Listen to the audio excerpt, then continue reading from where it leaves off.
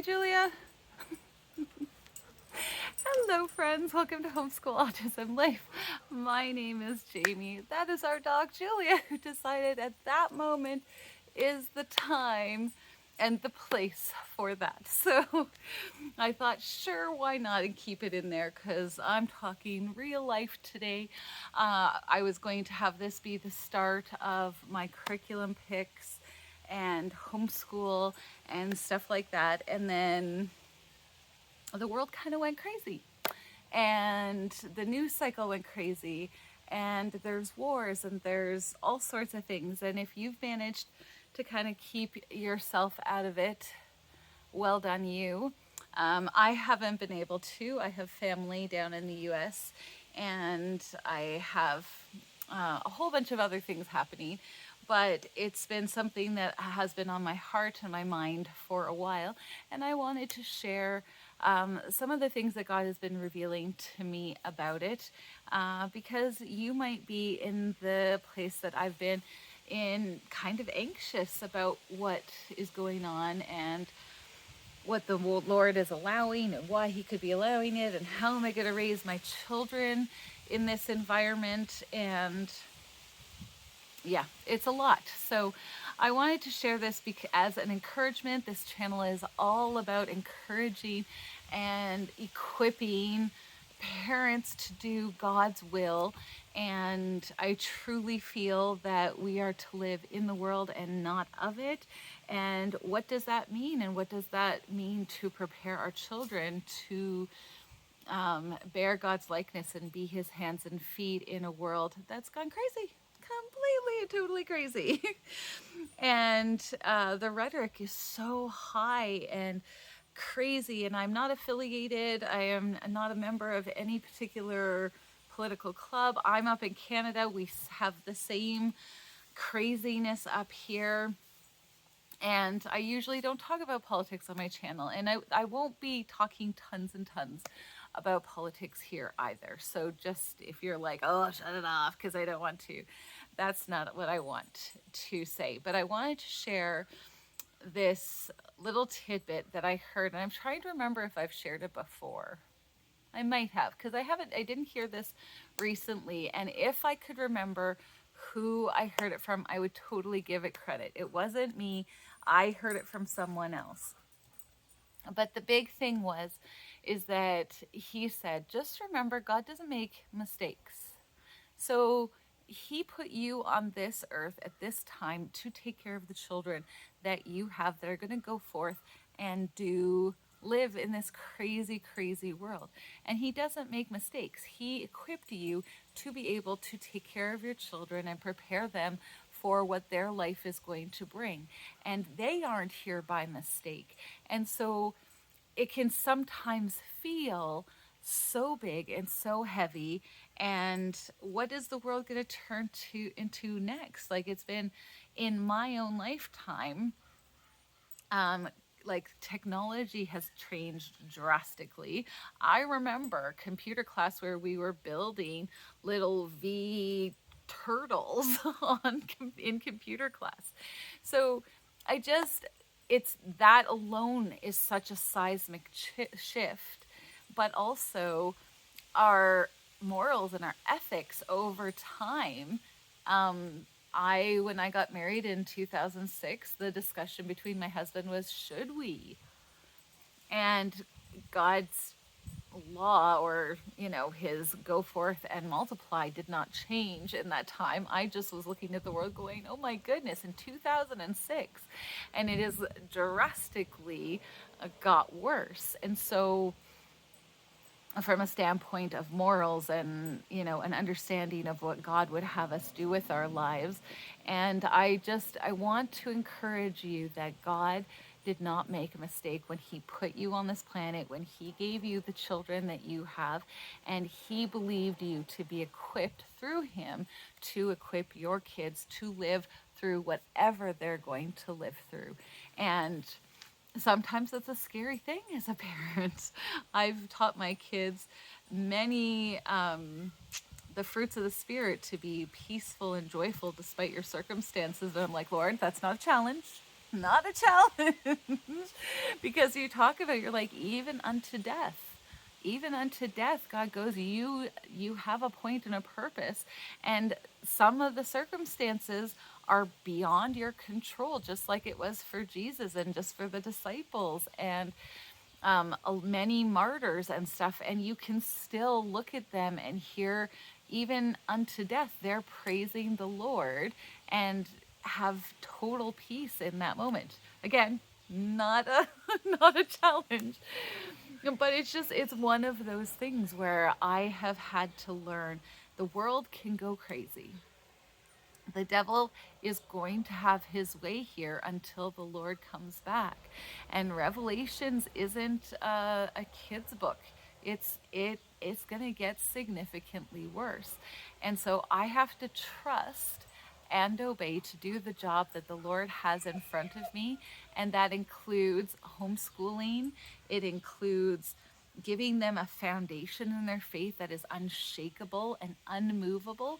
And no, that's not, I'm not saying by homeschooling or by talking to them, I'm going to make that decision for them. But I remember growing up in a Christian world where I have two siblings who don't follow the Lord because the foundation wasn't set properly. It was on shaking footing. So then the second they went out, that was it. There wasn't any, yeah. If the cornerstone is falling out, then the rest will crumble, right? And so I've been really conscious as a homeschool mom to really like consciously build that foundation, show them proof, share what God's been doing in your life and in your husband's life, all of those things, so that those stories are in their brains when they are going to doubt, because they're going to meet up with some new information and go, wait a minute, what about this? I've really talked to my kids. I will share this in my curriculum book, but there's an answers book. I think there's 4 of them. I've shared them before. I will share them again. I will leave a link down below to the one that we have been reading through. But just talking about not undermining the Bible while you're trying to shoehorn in some version of man science that is changing all the time. And I laughed because one of the big examples that I use for science changing all the time, because we hear all the time, believe in the science, listen to the science.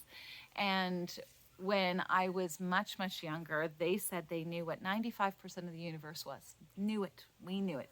And God didn't exist. We know for sure. And then, about, I don't know, 10 years later. So they're like, so new discovery, not oops, we made a mistake, but new discovery, we know what 5% of the universe is. That's a drastic change.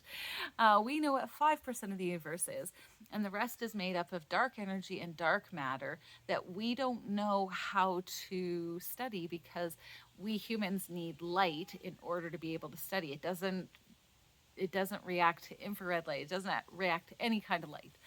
And God also doesn't exist. We know that for sure. And then a little while later, I think just more recently, they said, well, new discovery, we don't know if dark matter actually exists. And dark energy still exists, but dark matter might not exist. And again, I'm like, the drastic change. God, the only thing they're consistent on is that God does not exist. Which I'm like, I have crazy amounts of faith. So one of the things that I want to make sure my kids are aware of is that science and scientists present this information as if they know for sure until they don't. And then it's always, well, new discovery, shiny new discovery. And it's never shown in the light of, oh, yeah, we made a mistake. We truly have no idea. And so it's really important that you, when you listen to new facts, new information about big scientific anything, that you remember that the one thing that has remained the same is the Bible. And that book has been attacked and destroyed and tried to be eradicated. And it was written by 40 men across over 1,500 years. And if you look at that book, I'll try and leave a link for it, but there's a photo where they had made kind of like a rainbow effect where any verse in the Bible that actually kind of correlated or directly correlated to anything, and the cross references across the Bible, this created this beautiful picture, and only God could have created it. So friends, in this uncertain world, in a world where we are rejecting faith and belief and God and everything that He does to keep us healthy and safe, all of these things that we struggle with as believers, and watching our children go forth into this world, I want you to be encouraged that the God that kept the Bible, the #1 seller book across the world, kept it from being destroyed, made sure that the universe held together. He knows what 100% of the universe is made of, even as it expands. He is not only doing all of that, but taking care of you and your family. So whether you are homeschooling, whether you have a special needs child, irregardless of what is happening in the world, God is taking care of you and protecting you and giving you wisdom and strength to take care of your kids, teach your kids so that they're prepared for when it's their turn to live in the world. So I hope that this was an encouragement. I just felt like I could not, and there's a spider over there. Lovely. Hanging from the tree about 2 feet away from me. And it's white. Not my favorite thing. So I hope that this is an encouragement to you. I hope and pray that you are able to breathe. You're able to just like go outside and enjoy God's creation and remember who is in charge, who is in control, even as the world goes completely cuckoo crazy. And in that, you can find rest and peace and joy despite the circumstances that we face, and have assurance that God is taking care of you and giving you the wisdom that you need to do this job. So sorry, thought it jumped at me. I hope and pray that this is encouragement for you, and just have a wonderful weekend. Turn off the news, go outside, breathe some fresh air. It's very hot here. That's why I'm outside, because inside I have like several fans. I have air conditioning going on. You're all probably really laughing at me right now, but it's crawling up its string, and I'm like waiting for the wind to like kill its little thing, because now it's higher than me.